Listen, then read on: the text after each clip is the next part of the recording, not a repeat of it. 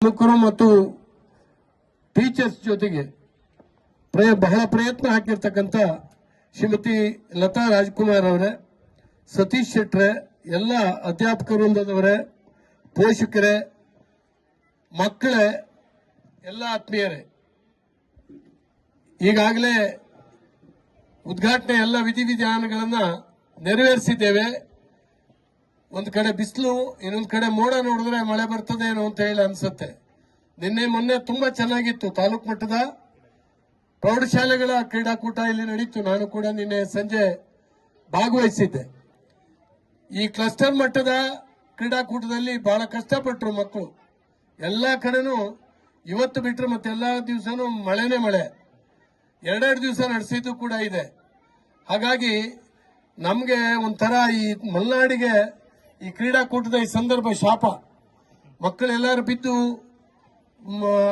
ಅಂಗವಿಕಲರಾಗ್ತಾರ, ಕೈಕಾಲು ಮುರ್ಕೊಂತಾರ ಅಂತ ಹೇಳಿ ನನಗಂತೂ ತುಂಬಾ ಭಯ. ಆದ್ರೂ ಕೂಡ ಮಕ್ಕಳು ಇಲ್ಲಿವರೆಗೂ ಬಂದಿದ್ದೀರಿ. ಈ ಕ್ರೀಡಾಕೂಟ ಯಶಸ್ವಿ ಆಗಲಿ. ನಾನು ಹೆಚ್ಚು ಮಾತನಾಡ್ಲಿಕ್ಕೆ ಹೋಗುದಿಲ್ಲ. ನಮ್ಮ ತಾಲೂಕಿನಲ್ಲಿ ನಾವು ಓದೋದ್ರಲ್ಲಿ ಮುಂದಿದ್ದೀವಿ.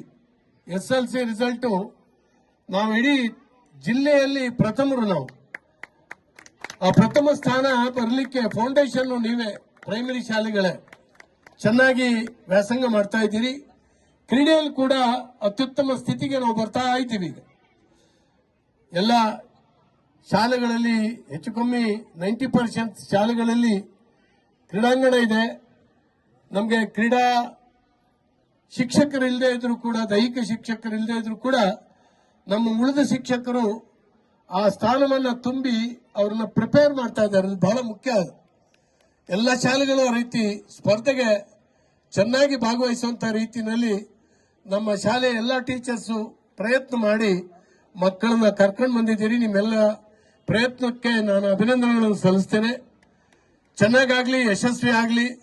ಇಲ್ಲಿ ಸೆಲೆಕ್ಟ್ ಆಗುವಂತ ಮಕ್ಕಳು ತಾಲೂಕು, ಜಿಲ್ಲೆ, ರಾಜ್ಯ, ರಾಷ್ಟ್ರ ಮಟ್ಟವನ್ನ ತಲುಪೋ ಹಾಗೆ ಆಗಲಿ.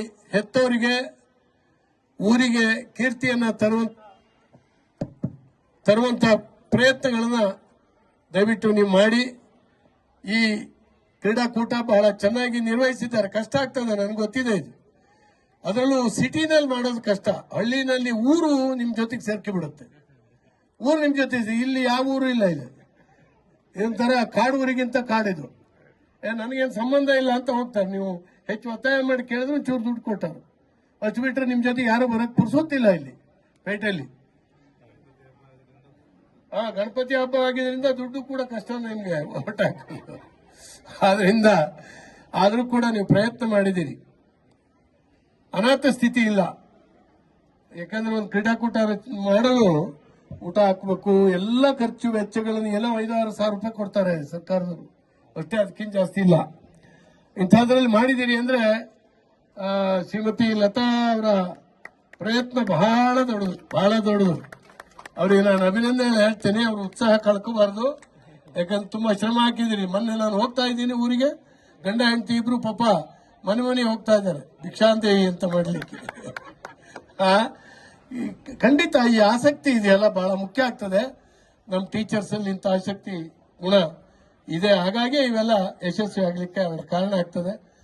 ಒಳ್ಳೇದಾಗ್ಲಿ ಅಂತ ಹೇಳಿ ಹಾರೈಸಿ ನನ್ನನ್ನು ಪ್ರೀತಿಯಿಂದ ಕರೆದು ಇದರಲ್ಲಿ ಭಾಗವಹಿಸಲಿಕ್ಕೆ ಅವಕಾಶ ಮಾಡಿಕೊಟ್ಟಿರ್ತಕ್ಕಂಥ ನಿಮ್ಗೆ ಧನ್ಯವಾದಗಳು. ನಾನು ಕಟ್ಟೆ ಹಾಕ್ಲಿಕ್ಕೆ ಅರ್ಜೆಂಟ್ ಒಂದು ಸಹಕಾರಿ ಕಟ್ಟಡ ಉದ್ಘಾಟನೆಗೆ ಹೋಗಿ